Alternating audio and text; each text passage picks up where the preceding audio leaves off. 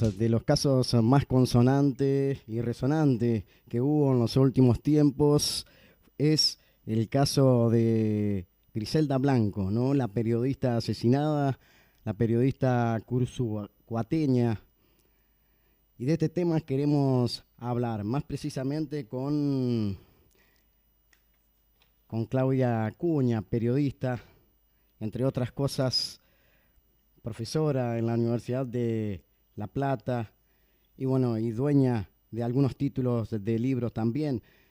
Con ella queremos hablar del colectivo de mujeres y periodistas argentinas que estuvo en la ciudad de Cursucuatiá, y le vamos a preguntar las vivencias, cómo ve el periodismo desde la capital, haciendo eco también, llegando a los lugares del hecho, como en este caso del asesinato de Griselda Blanco.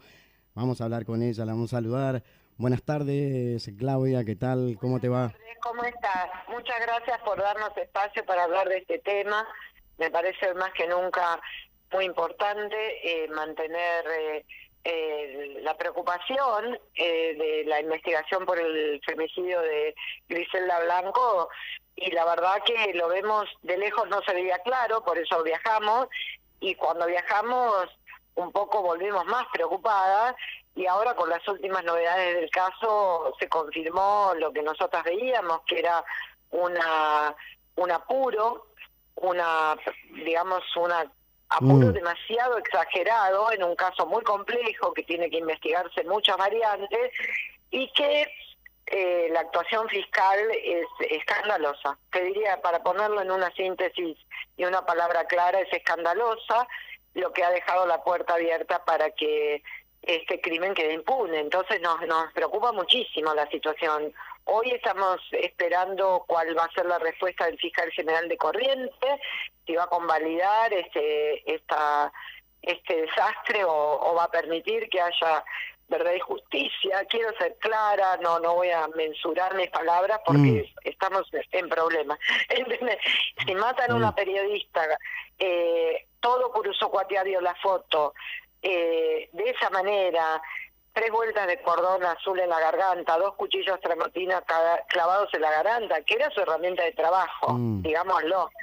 El diente roto, la cara golpeada, y la fiscal no considera que esa foto que vimos todos y todas es un crimen con alevosía, no sé qué lo es.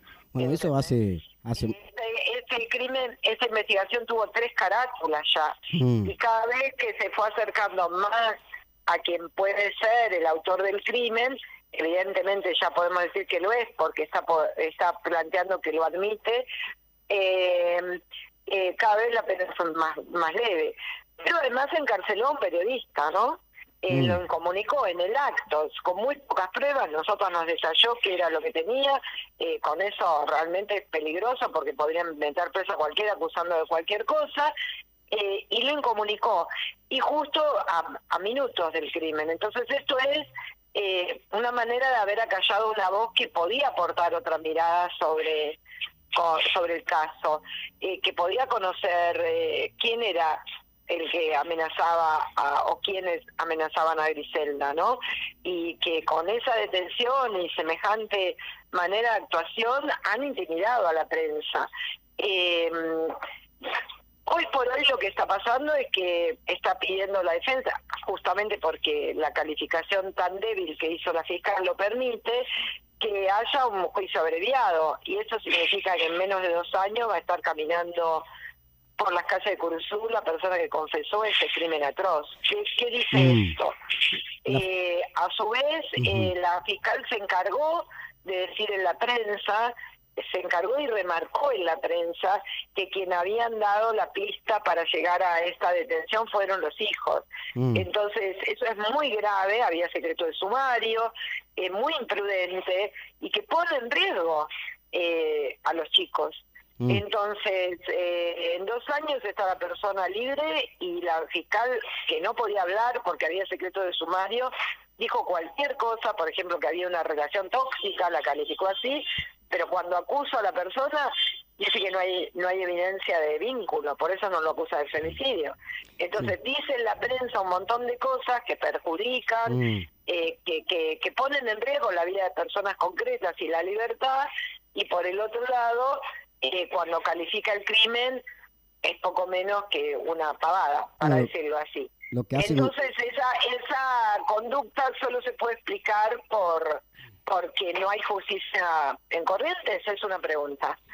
Sí, hay cierto delay ahí. Lo que ya hace mucho ruido es porque antes era con alevosía y ahora es sin alevosía, ¿no? Algo que hace mucho ruido y que el periodismo correntino...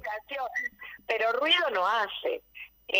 Grita, a Griselda nos está gritando qué pasa con la justicia correntina, y lo hace a todo el país, ¿no? Yo creo que hay que entender que este crimen corre el riesgo de quedar impune si nosotros no hacemos algo, y gran parte apunto principalmente a los colegas de prensa, que todas las organizaciones nacionales de periodistas están siguiendo el caso día a día, y si hace falta viajar 1000 veces a Corrientes lo vamos a hacer. Esta responsabilidad sobre la información que damos, no podemos reproducir, aunque sea una fuente oficial, vos que sos periodista sabés que tiene un peso, pero la fuente oficial está poniendo en riesgo la vida de los chicos que quedaron huérfanos. Esos chicos, ¿quién los va a cuidar? Griselda era una madre de cabeza de familia, dependían de ella. Entonces cuidemos a esos chicos entre todos, es nuestra responsabilidad. No olvidemos a Griselda, es nuestra responsabilidad.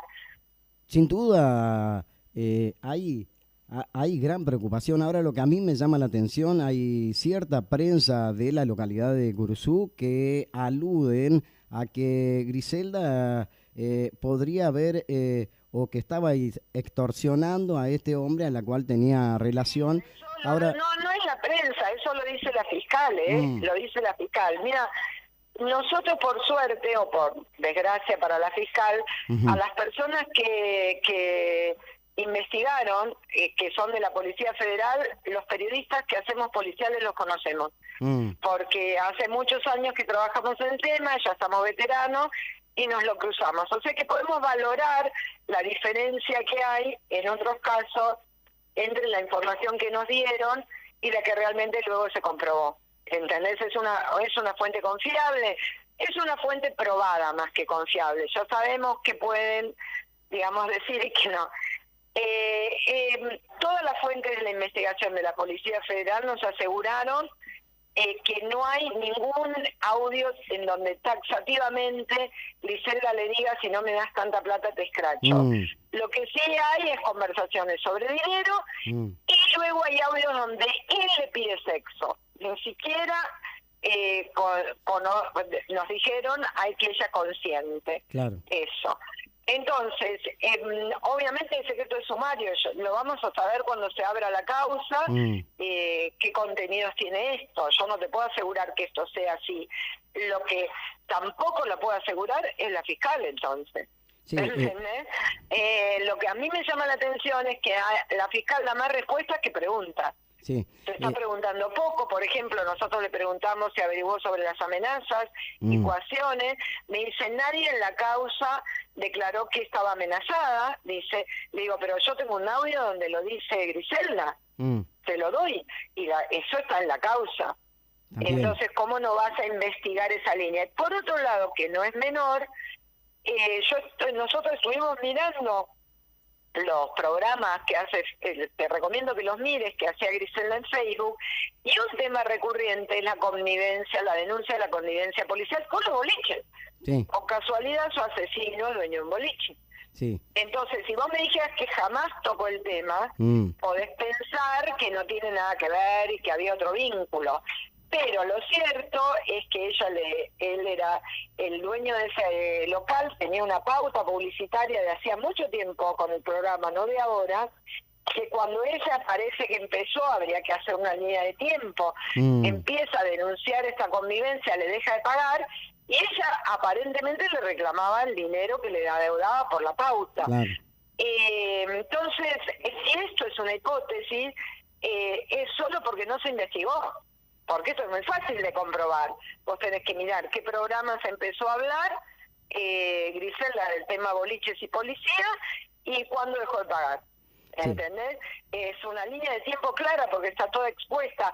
Griselda dejó mucha información. Sí, hay muchas pruebas. Periodista, Hay, ¿entendés? hay muchas pruebas. Nosotros hemos mirado algunos que otros programas de Griselda y ella daba referencia a la carta de documento, a que estaba siendo amenazada. Esto tiene que tomar la justicia y no hace falta que nadie le acerque, ¿no? Cosa que nosotros, la verdad, por porteña, para ustedes puede ser más evidente, pero nosotras por porteña nos sorprendió, que es que la presión por revelar las fuentes es porque el tipo de información que daba, él a quien acusaba se daba cuenta que había sido el entorno cercano. Sí, sin duda. ¿Entendés? Entonces hoy hay mucha información que tiene la justicia en quien la verdad, por cómo está actuando, no confiamos, que puede comprometer las fuentes de información de Griselda. Entonces ahí tenemos un problema grave porque no termina acá esto. Si esto se cierra mal, hay mucha gente en peligro. No, esperemos que esto no se cierre mal y que hagamos fuerza entre todos para que esto se esclarezca de la mejor manera, ¿no? Que dependa de la justicia correntina, depende de nosotros. Y especialmente de los colegas de Griselda. Así que te agradezco este espacio. Escúchame, sí, Claudio, nosotros queríamos preguntarte precisamente qué le dijo el ministro de Justicia de Corrientes, que sabemos que ustedes fueron a hablar con él y alguna respuesta le habrá dado. Con todo, lo que le pedimos es seguridad para las fuentes, le pedimos seguridad para la familia, que nos garantice que se iban a investigar todas las líneas de investigación y las amenazas que recibía Griselda. Esos fueron los pedidos concretos. Ahora nos vamos a reunir con el secretario de Derechos Humanos de Nación, a quien le vamos a pedir que se constituya como querellante. Porque necesitamos que alguien mire esa causa. Sin duda. Y esta mañana hablábamos con Fabián Cecchini, el hijo de Griselda Blanco, y nos decía que posiblemente terminen pidiendo el cambio de la fiscal. Y es lo que tendrían que hacer. A mí me parece... Es lo que tendrían que haber hecho hace mucho tiempo. Yo creo que hay muchas anomalías. Había muchas anomalías, sí. Yo te digo por cómo me habló y cómo actuó, me doy cuenta que, o sea, una persona, vamos a decirlo concretamente, a mí me llegó a un DENCOM, me dice, no, te lo pido por mi víctima y su familia, no digas lo de la extorsión, no lo cuentes, pero ella lo extorsionaba, y después al día siguiente lo dijo en TN y hasta por el monto. Entonces una persona que actúa así es una persona que a vos no te da confianza. Sin duda. Ahora, esto me pasó a mí, te estoy hablando de algo muy personal, me llegó un rincón, me lo pidió casi como si fuera, no sé, que estaba en una, después lo analizo como una actuación, ¿entendés? Porque yo obviamente estoy preocupada por la familia, estoy preocupada y soy una periodista con códigos éticos, no traiciono fuentes, y por supuesto no lo conté, ¿entendés? Ahora, la verdad que cuando veo que luego es ella en persona la que está diciendo esa información, digo, ¿qué la llevó a una actitud así tan distinta entre tenerla enfrente y cómo actúa ante los medios?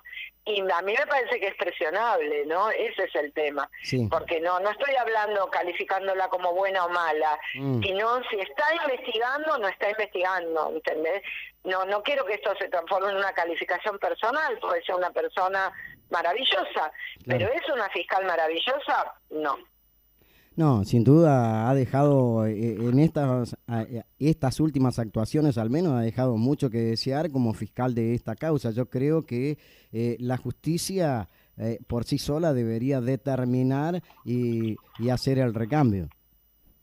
Y mira, a mí me preocupa porque ayer la llamó nuestra colega Nancy Paso, que fue conmigo, nos dijo que no iba a atendernos más, perfecto, es una pena, pero bueno, está en todo su derecho, pero también dijo cosas aberrantes, como por ejemplo que por un femicidio también se puede ir a un juicio abreviado.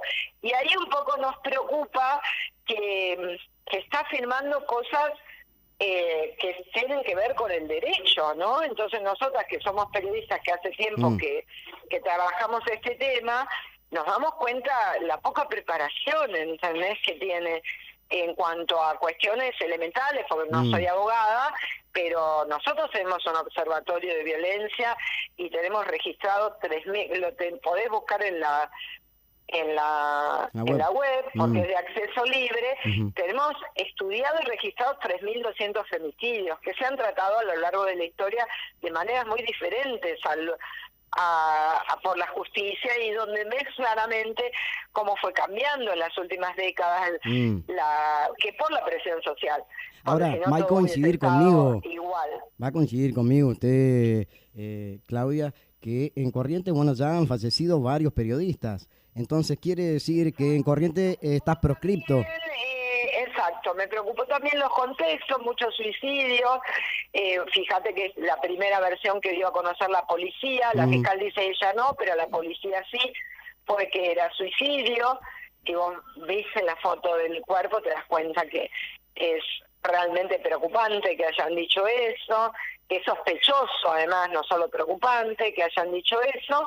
Entonces, que esto empezamos a mirar un poco más la prensa, pero bueno, ¿sabes qué pasa? Lo que nos ayuda, Griselda, es a organizarnos, a unirnos, a pensar, a mirar todo con otros ojos. Quizás la respuesta: nos matan y nos tenemos que abrazar, nos matan y nos tenemos que organizar. Entonces creo que hay que mirar para adelante y saber que hoy en día en este país tenemos esta justicia que no, uno habla de Corrientes, pero no es exclusiva de Corrientes. Nosotros estamos mañana se hacía aquí en Buenos Aires una asamblea y foro de familias que vienen de todos los lugares, de muy lejos, porque ni siquiera son las capitales provinciales, ¿no?, en donde suceden estas cosas. Entonces, acceder a la justicia y a los medios ya es un heroico, ¿entendés? Que nosotros hoy estamos hablando de Griselda, significa que no estamos hablando de los otros 140 femicidios que pasaron este año, ¿entendés? O sea, muy pocas logran que concentrar el interés de la prensa y de la información y de la sociedad. Y cada familia lo tiene que construir eso solo, con todo lo que significa. Normalmente son familias, digamos, que tienen limitaciones económicas y de acceso. Entonces, juntarlas y ver qué tienen en común va a ser también una oportunidad para poner en contacto y darse cuenta: no es tu provincia, no es tu juez, no es tu fiscal, acá hay algo que está fallando y es enorme. Sí, sin duda. Escuchábamos una nota tuya en la jornada del día de ayer, donde el periodista le preguntaba si teníamos un posible nuevo caso de un nuevo José Luis Cabeza, o, bueno, cómo denominarlo, ¿no? Esto lo afirmamos en la conferencia de prensa. Creo que estamos ante un caso como el de José Luis Cabeza, pero no es casual que sea una mujer, no es casual que sea una trabajadora precarizada, Cabeza también lo era, y no es casual que sea en una ciudad del interior, inclusive de la capital provincial. Ahí es donde estamos, donde la prensa está sufriendo las presiones, las violencias. Las violencias, que significa también que la pauta siga teniendo un manejo discrecional y prebendario y condicionante de la libertad. ¿Cómo puede ser que a 40 años de democracia no hayamos logrado una ley de pauta? Sí, ¿Entendés? Esos son recursos públicos, se tienen que repartir de manera transparente, igualitaria y democrática. Bueno, ahí te das cuenta que tenemos muchos temas pendientes que un femicidio, en todo caso por su horror y porque es la violencia más grave que se puede ejercer, nos demuestra. Y un poco Cabeza también tuvo esa connotación, que fue la de demostrar que necesitamos que estamos soportando condiciones de trabajo que son insoportables, y que esa violencia puede llegar a extremos, porque la impunidad la construye el extremo. Te pueden matar, sí, claro. Sí. Y después dicen que lo extorsionabas cuando reclamabas lo que te debía. Sí, claro. Cuando y se después hace te dice que periodismo además de era la investigación. pareja. ¿Entendés? O sea, y lo dice la fiscal. Entonces, ¿por qué no lo van a poder hacer? Bueno, no lo van a poder hacer si los periodistas hacemos nuestro trabajo, que es contar la verdad. Y eso es lo que está condicionado.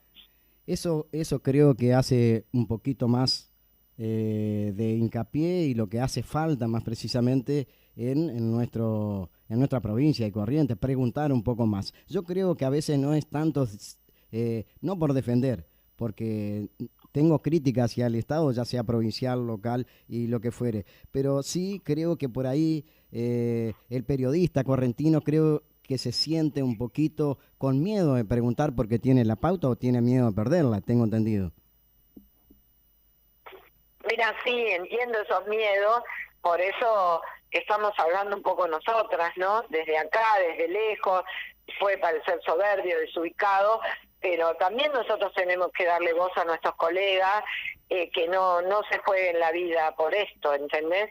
Y la vida también es comer, ¿no? Entonces, nosotras no solemos hacer esto, prensa, hablando con todo el mundo, poniendo la cara, porque no somos figuretis sobre cuerpos asesinados, ¿entendés? No, pero bueno, si lo estamos haciendo es porque nos dimos cuenta en este viaje, y porque no hemos hablado con muchos colegas y seguimos, que era necesario que se escuche una voz clara, fuerte y clara.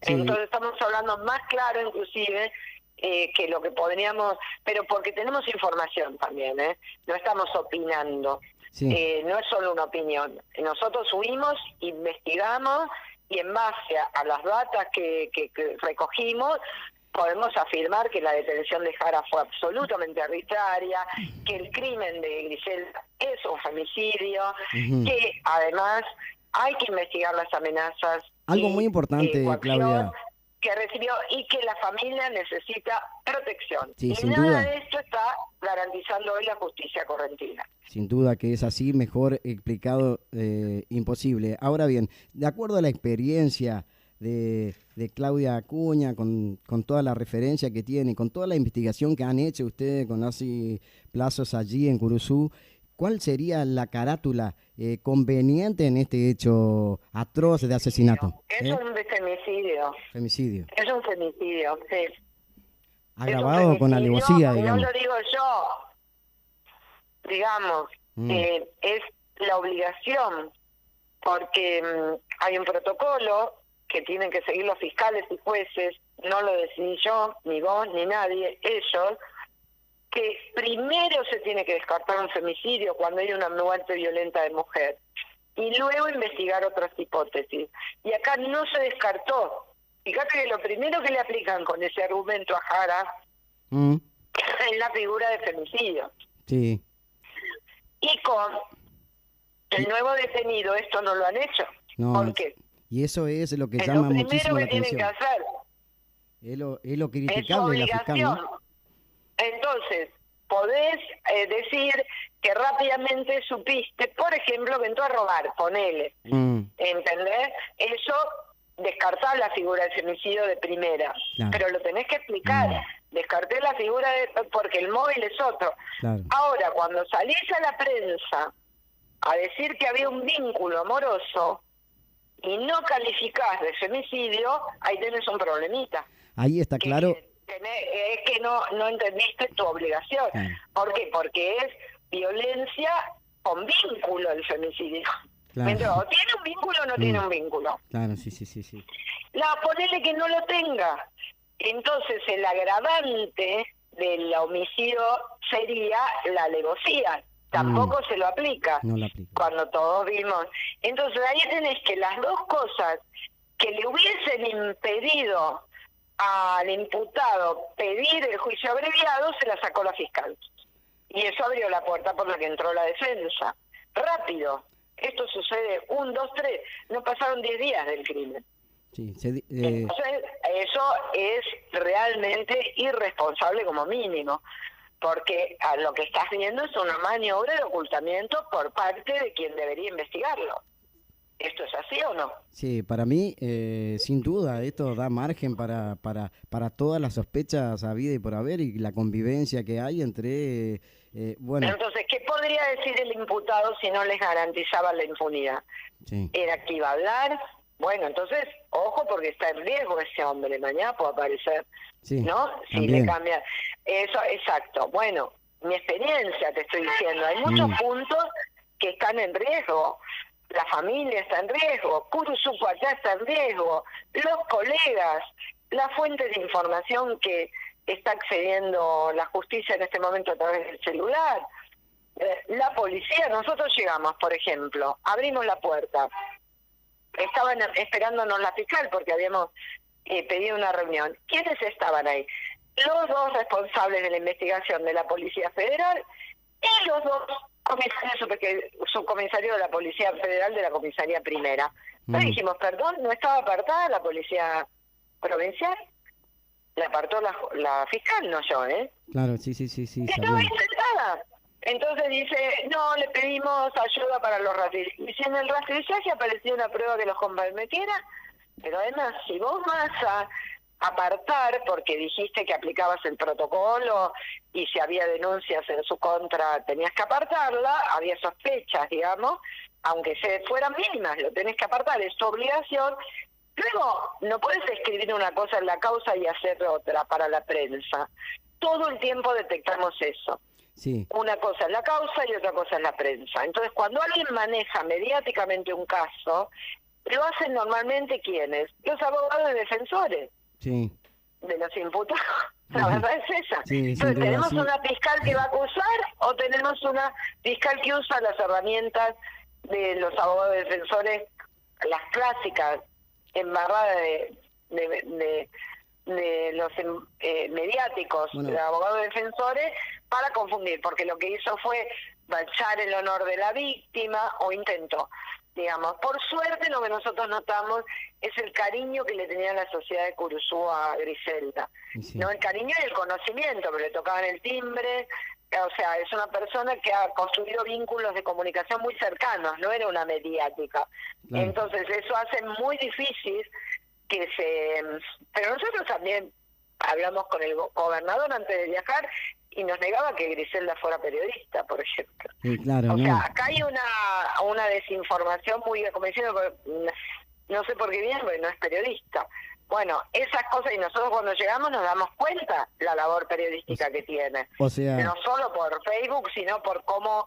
Entonces vos te das cuenta que hay una negación constante del valor de la voz de la víctima. ahora, ¿Por qué? gravísimo todo lo que pasa, ¿no? Porque si hasta el gobernador de la provincia minimiza porque no era periodista, la muerte existió, la No, alevosía quizás existió. estaba mal informado, digo, porque no tiene por qué saber una voz así, pero en el momento era como, no tenía clasificado como periodista. Yo supongo que a esta altura del partido, cuando nosotros dijimos, es afiliada, y por eso a los 5 minutos estaba ahí el sindicato. Es como que no hay, es probable que los periodistas precarizados por el poder no sean considerados periodistas, ¿entendés? Claro. Sí. Y eso habla mucho de cómo estamos. Por eso te digo que esa precariedad nos expone mucho, porque eso también lo sabe quién nos va a atacar, que nos van a tratar así, como si fuéramos de segunda, ¿entendés? Entonces también eso, la precariedad hace a la exposición a la violencia. A eso me refiero con la cita que te acabo de dar. Mira, nosotros todas las conexiones que pudimos tener a nivel de tanto autoridades estatales, de Corrientes como de Nación, las hicimos, alertando que estábamos preocupadas por esta causa.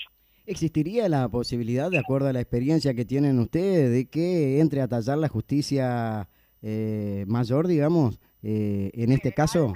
Debería, pero bueno, no sé si debería. No. La verdad que lo que tiene que funcionar bien es la justicia que corresponde, Claro. porque es la única manera de prevenir. Lo que pasó con Griselda ya pasó. Lo que no puede volver a pasar. No, sin duda. ¿Entendés? Sin duda. Entonces tiene que cambiar el sistema, No. porque si no, la próxima víctima Bueno. está facilitada porque el sistema lo permite. Bueno, en su momento falleció un periodista en condiciones bastante peculiares, un periodista que casualmente investigaba el poder de la provincia hace unos cuantos años y... Nos informamos, a partir de ahora estamos tratando de hacer un informe más amplio sobre libertad de expresión y Corrientes, entonces nos empezaron a llegar las informaciones, estamos empezando a recopilar la información sobre los otros casos. Cuento algo así mínimo, ¿no? Alguna experiencia que pasamos nosotros cuando recién comenzábamos con la radio, allá por el 2010, abríamos esta radio, Radio Encuentro, y a los 8 meses que estábamos trabajando y hacíamos investigación y hablábamos de política y hablábamos de todo, nos quemaron la radio. La casualidad fue que vino el perito de Montecaseros, había alcohol de quemar adentro de la radio, con huellas digitales, la levantaron así con la mano, sin guantes, sin nada, nunca se descubrió nada, y bueno, esta es la justicia que tenemos. Sí. Yo sé que están trabajando en condiciones de riesgo, lo único que le podemos transmitir es que no están solos. Bueno, desde ya la parte que nos toca a nosotros y por parte de Grisela Blanco y demás, estamos agradecidos de que ustedes también se hagan eco y más que tienen con qué y tienen el peso también para hacerlo valer a nivel nacional. Así que nosotros muy contentos de haber charlado con ustedes y bueno, que nos dé... Agradecimiento porque son voces muy valientes que a Corrientes le hacen mucha falta. Así que gracias por eso. Gracias, Claudia, ha sido un gusto. Abrazo. Abrazo, hasta luego. Así